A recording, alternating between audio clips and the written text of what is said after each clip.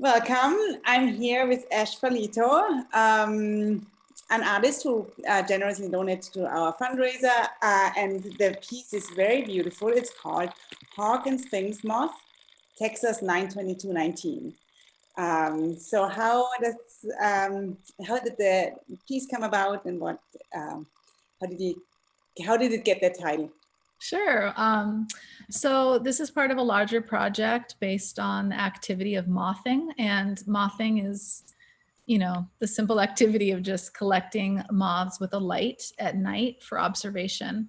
And so for the past year and a half, I've been putting out a black light wherever I can go and just seeing what shows up. Moths are attracted to long wave light, like UV light or mercury vapor lights. And so I had the opportunity to go to Texas, Burdett, Texas, outside of Austin, and I put up the moth light. And this evening, these incredible sphinx and hawk moths showed up. Over 30 species of moths showed up. And I recorded the moths. I took images of them. And then from those images, I produced a cyanotype. And a cyanotype is a simple kind of photography that also uses UV light to fix an image, either the power of the sun, which has UV light, or an actual UV light bulb. But there's a kind of one-to-one in that equation that made me sort of think about making cyanotypes from the mothing experience. This cyanotype that is in auction that maybe we're looking at now, I then toned it with green tea. So I sort of processed it a little bit. So I dipped it in soda ash and sort of took out the cyanotype solution and then soaked it in green tea, actually in mate, to create those sort of green tones. You know what, I'm gonna share this right now with everybody really quickly. Oops, my laptop is a little messy. Yeah, there it is. I can this see is it. The piece that we are talking about. It is really beautiful, I think. It's amazing. Thank you. And to me, to know that those are the moths that got attracted, and the moths were actually the ones that painted basically that, that image. It's just— That's right. Right. So mothing really gets good about 1 a.m. I put the lights out over the course of the evening, and then I check it periodically and I photograph them periodically. I try to create the cyanotype as close to the of night arrangement of the moths as possible. And oftentimes the moths will be a little bit skittish at first, but then they kind of settle down and sit on the sheet that I put out for them for quite a long time and sort of create this composition on their own. It's sort of, I think of it as sort of this like constellation of activity that's suspended for this moment.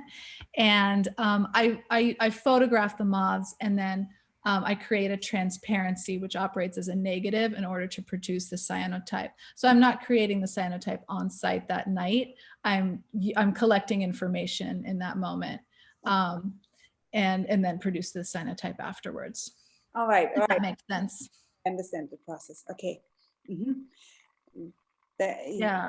And this one, the fabric is this really beautiful light organic cotton that I printed on.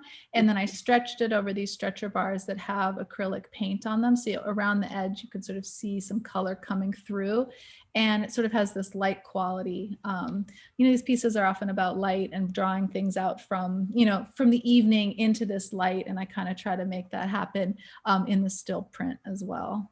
Right. I'm fascinated by the natural world and trying to pull from it and to make what's often invisible visible, if that makes sense. To sort of create something that reflects a portrait of local biodiversity, that brings things into focus that we can sort of see, and that feels somewhat poetic, but that reflects, the sort of like wonderment of all the species that are around us.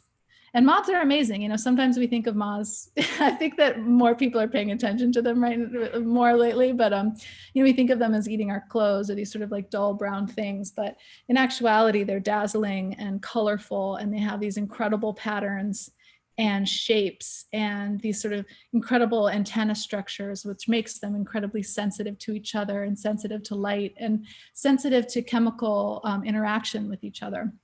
They'll travel long distances for each other and pick up on scent and these chemical pheromones.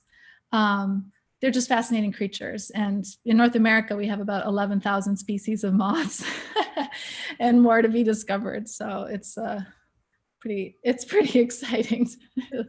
Did you know all of this about moths before you started making the cyanotypes, or did you? Oh yeah, not really. I pay attention to birds, and I'm sort of a birder. And then some friends of mine that were into mothing showed me mothing one night, and I was kind of immediately hooked by just the whole event of putting out this light and attracting moths to it. It's just, you know, I sort of feel like a shopkeeper, like opening my doors for the first time and wondering if I'm going to get any customers. It's like, anybody coming? And then these sort of incredible things show up, and they really are, you know, sort of these mind-blowing, you know, organisms, and it's super fun to identify them. I use the online platform of iNaturalist to help me identify it. It's this fantastic, I encourage everyone to use iNaturalist. It's very sophisticated AI technology which can help you identify anything in the natural world. And you can have conversations with experts who look at various taxa on the platform and, you know, weigh in on what you've observed. And yeah, so I've learned a lot through doing it. Yeah. You want to talk about one more other maybe project that you're working on? Sure, maybe the Harmonics or the Wildscapes. Yeah. So this is a body of work that I made at the Montella residency this year in Nevada. It was fantastic. I was out in the basin and range in the northeast corner of Nevada for 2 weeks on my own in this off the grid, beautiful cabin and studio space. And I collected natural materials, and I brought a few with me too, some natural powders and extracts. And I made this series in order to reflect the stereograms of birdsong. So as I mentioned, I'm into birds, and part of being into birds is figuring out birding by ear and listening to the sounds that they make. And